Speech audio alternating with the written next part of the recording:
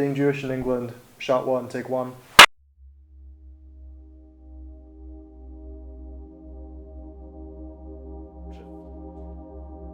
All right, please state your name.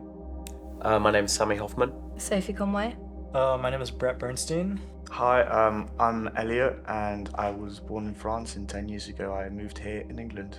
How does your Jewish identity work into your everyday life? So I grew up in a Jewish school, like all my life, everything. Went to a uni that has a lot of Jews. So to me, it's, before I came to uni, I didn't really think about it because everyone around me was the same.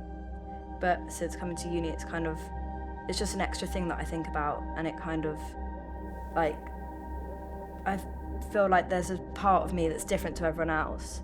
I feel like growing up, I never really felt connected with it because the area and the bubble I sort of grew up around felt very different to how I felt. So I feel like coming to uni's made me connect with it a lot more because, you know, I made new friends and everything and became really the only Jew that I knew.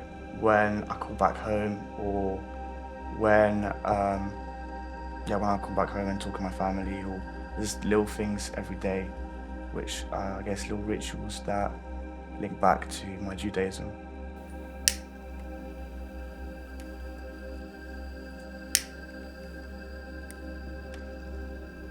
Baruch atah Adonai, Eloheinu melech haolam, asher qadeshanu b'mitzvotav v'tzivanu echad mipnei shel Shabbat.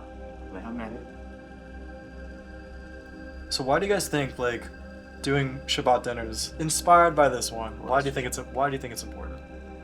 I mean, Community. tradition. I'd say like family as well. I think it's more about values, or to me at least, than it is than praying or stuff like that.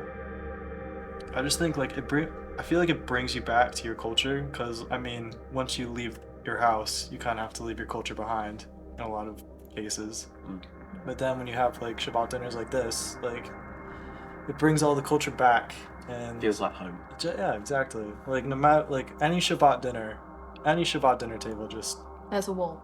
there's definitely a warmth about it. Mm-hmm. With the current war in Israel, I think anyone can see that there is growing amounts of anti-Semitism, like in major cities and here as well.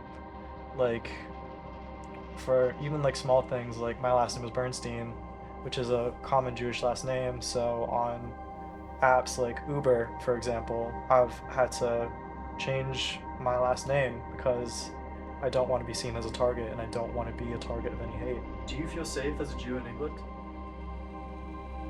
Yes and no. I'd say so. Currently, not really. So right now, I feel safe, but at the same time, I think that's because I want to feel safe. Obviously, with everything going on in the world right now, I mean, it's awful and it's horrendous, and I feel like, you know, the fact that I have to worry about walking out of the house thinking, do I look Jewish? Do I look, you know, Israeli or something? It's a scary thing. I think it's not something I really advertise, but I've never been personally threatened. So, like, yeah, to an extent that I'd feel unsafe. The other night I was out at a club and I was wearing my necklace which has a high on it, and I actually bumped into some other people that turned out to be Jewish, and one of them asked me, oh, why are you wearing your necklace out? Are you not scared? And at that point I kind of realised maybe it's not that safe for me to be wearing it, because there are people out who want to target Jews or think that they're not like humans per se, or not, like, don't really have as many rights and stuff. I'm not really a religious person, but I am very firmly Jewish, and I will always identify that way and be proud of that fact, because, you know, I mean, my ancestors were forced out of, you know, everywhere for that fact, and I feel being proud of that just every day, the fact that I'm still here and I can proudly say I am Jewish, that makes me happy.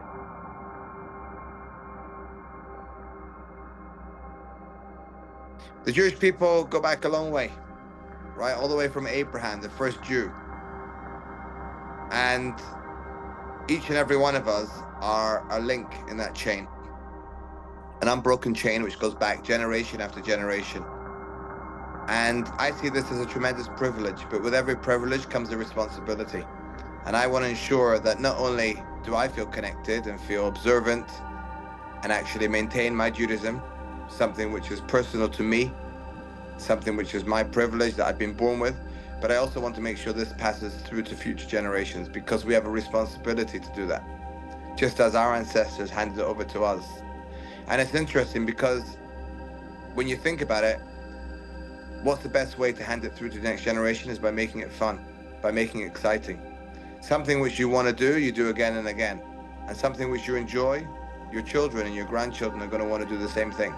If you see your Judaism as a bore, as something which is onerous and difficult, nobody's going to want to do it. In days gone by, there used to be a Yiddish saying that used to be, is schwer zu sein a Yid. It's difficult to be a Jew.